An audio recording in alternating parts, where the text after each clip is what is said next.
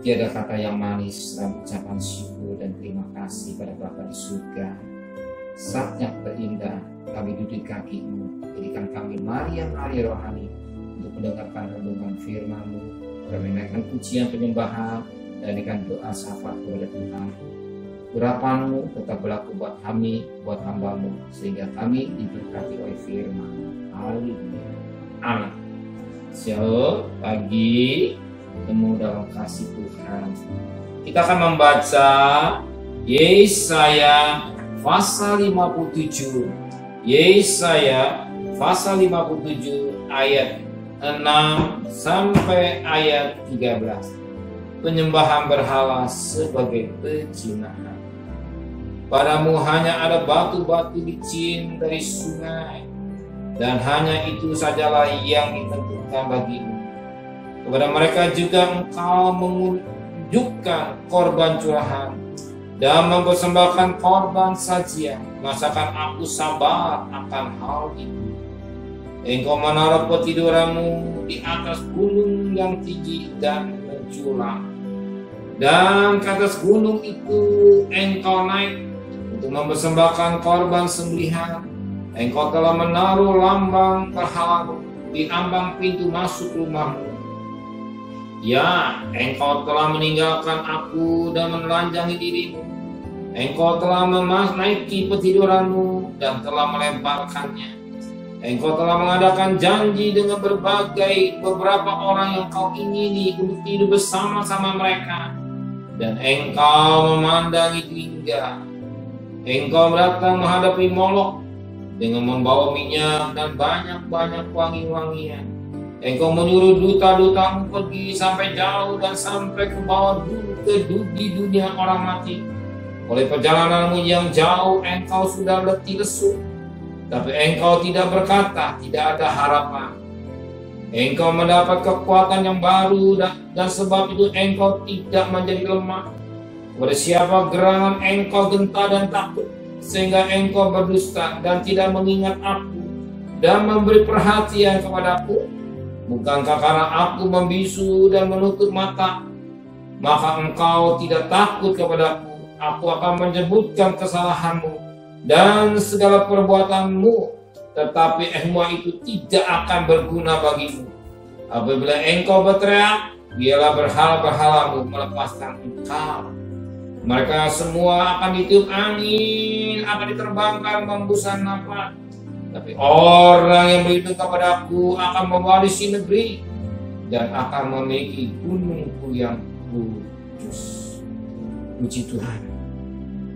Suatu berkat firman Tuhan yang luar biasa dalam hidup kita ini. Betapa penting hidup dalam kekudusan. Betapa penting dalam kehidupan kekudusan. Kenapa Tuhan menuntut dalam kekudusan? Sebab orang yang berzina, dia akan masuk neraka. Perzinahan yang terjadi dalam Alkitab ini bukan menzina secara fisik, tetapi perzinahan itu berzina dengan dunia. Firman Tuhan katakan kita bagaikan kekasih Tuhan. Ya, dikatakan 2 Korintus 11 ayat 2. Aku cemburu ilahi karena aku telah mendoakan kamu seorang laki-laki untuk membawa perawan suci kepada Kristus. Menurut orang Yahudi, orang yang sudah dipertunangkan bagikan sudah menjadi suami istri, tapi belum suami istri. Berarti kalau orang yang sudah berarti orang itu jadi milik kekasihnya. Dan kita sebagai orang yang sudah ditebus, sudah terima emas kawin, itulah terima emas kawin, bagaikan kita sudah jadi milik dia. Apa emas kawin yang Tuhan berikan? Itulah darahnya. Darah yang suci, yang kudus, itu emas kawin yang Tuhan berikan. Berarti kita jadi miliknya. Kalau kita miliknya, berarti kalau kita nyeleweng dengan dunia, arti kita berzina dengan dunia. Banyak kali anak Tuhan tidak menghargai kekudusan dengan baik. Dia berzina dengan dunia. Kenapa dia tidak menghargai emas kawin? Itulah darah Kristus. Nah, kita menulis sebagaimana pada ayat yang ke-8, engkau telah menaruh lambang berhalamu di ambang pintu masuk rumahmu. Ya, engkau telah meninggalkan aku dan menelanjangi dirimu. Engkau telah menaiki petiduranmu dan telah melebarkannya. Engkau telah mengadakan janji dengan beberapa orang kau ingini untuk diri bersama-sama mereka, dan engkau memandang lingga. Lihat, ternyata bangsa Israel, dia di hadapan Tuhan dikatakan sebagai kekasih Tuhan.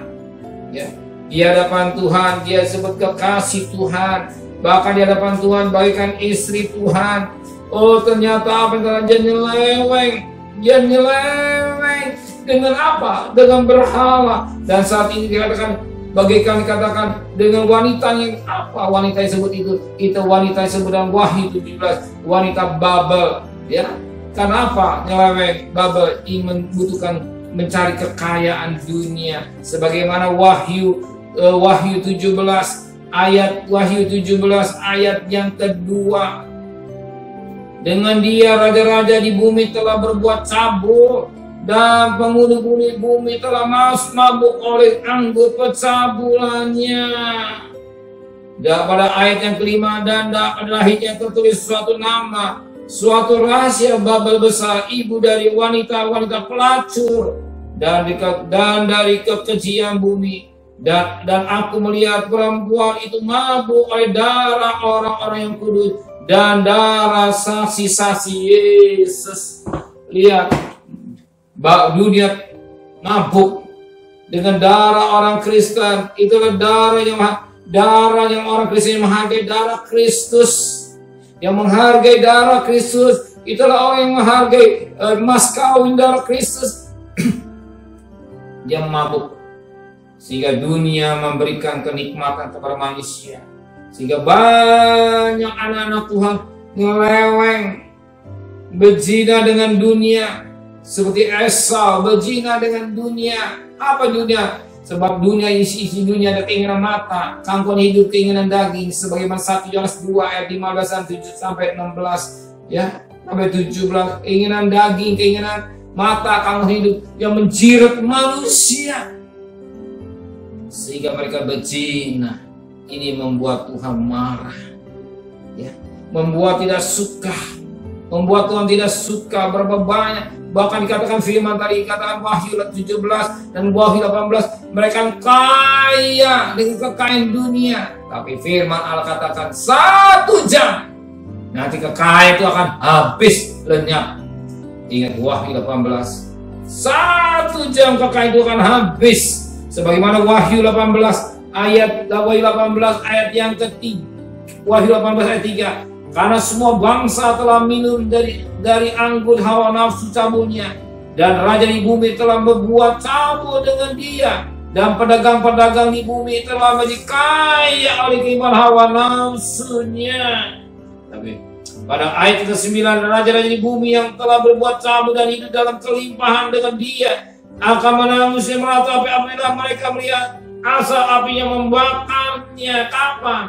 Ketika 1 jam, dikatakan pada ayat yang ke-16, mereka berkata, celaka kota besar yang berpakaian kain dan halus, dari kain ungu dan kain kemisi dan yang dihiasi dengan emas dan permata dan mutiara, sebab dalam 1 jam saja kekayaan sebanyak itu sudah binasa.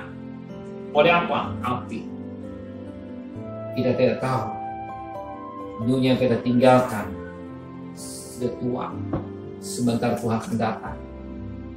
Tiba-tiba sebagaimana zaman Sodom dan Gomora, sebagaimana zaman Nuh, Tuhan menghukum manusia dengan air. Tapi pada zaman akhir Tuhan menghukum manusia bukan dengan air tapi api. Tiba-tiba api datang dari surga, api dari atas.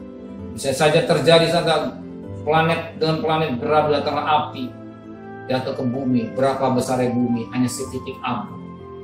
Waktu ketika di bumi hanya setitik abu, lari kemana? Lari kepada Tuhan. Sekejap habis. Kita ingat firman Tuhan mengingatkan kita akan tsunami, peristiwa yang terjadi di tsunami, dan sekejap habis. Ya. Dalam sekejap habis, peristiwa-peristiwa itu mengingatkan kita dengan suara Tuhan betapa penting kita menjaga kesucian hidup kita dengan baik. Kita tidak mau berzina dengan dunia. Kita mau lekat dengan Tuhan, artinya setia sebagai perawan yang menjaga kesucian, sebagaimana 2 Korintus 11 ayat yang kedua. Menjaga kesucian ya, untuk bertemu dengan Dia sebagai perawan yang suci, bertemu dengan Dia. Tuhan memberkati kita. Amin. Benar Bapa di surga, kami adalah gereja yang dipersiapkan untuk bertemu bagaikan mempelai wanita yang bertemu dengan Tuhan. Maka Tuhan, sucikan hati dan pikiran kami, perbuatan kami. Jangan akan melakukan najis, kotor, cabul, serakah, perkara-perkara daging dan perkara menyenangkan Tuhan. Kalau tentang perkara Tuhan, hari kami cari nafkah, Engkau tahu kebutuhan kami. Berkat-Mu sudah sedia buat kami sesuai dengan kebutuhan kami. Antar perjalanan kami, pergi dengan selamat, pulang dengan selamat. Tidak satu pun yang terpapar virus corona, Engkau lindungi. Rumah tangga kami tetap dalam lindungan daripada Tuhan. Tidak satu kita terkena virus corona Tuhan, karena benar komisi jadi andalan buat kami semua. Kembalikan kami besok pagi dan tubuh yang sehat dengan tidak kurang satu apapun juga. Berkati Bapak Presiden, Wakil Presiden, para menteri, para gubernur, para bupati, para wali kota, para camat, para lurah, para RW, para RT, para medis, para relawan, para TNI, para Polri, mereka-mereka yang sebagai pejuang-pejuang yang gagah perkasa. Berikan kesehatan yang prima, pelihara keluarganya sebagaimana Kau pelihara dan berperang melawan virus corona. Biarlah mereka yang sakit semakin berkurang, tapi yang sembuh semakin banyak.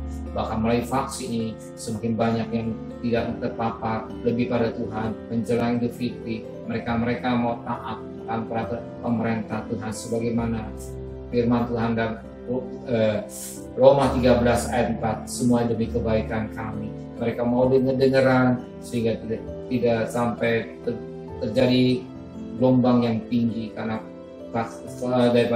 dari COVID ini Tuhan, sehingga cukup saja sekedar mereka memperhatikan protokol kesehatan dengan baik. Terima kasih Bapa, sudah terkasih. Terimalah berkat nikmat dari Allah Bapa, cinta kasih sayang dari Tuhan Yesus Kristus, dan berkat Roh Kudus nyertai saudara hari ini sampai Maranatha. Tuhan datang, yang cinta Dia katakan amin. Tuhan memberkati.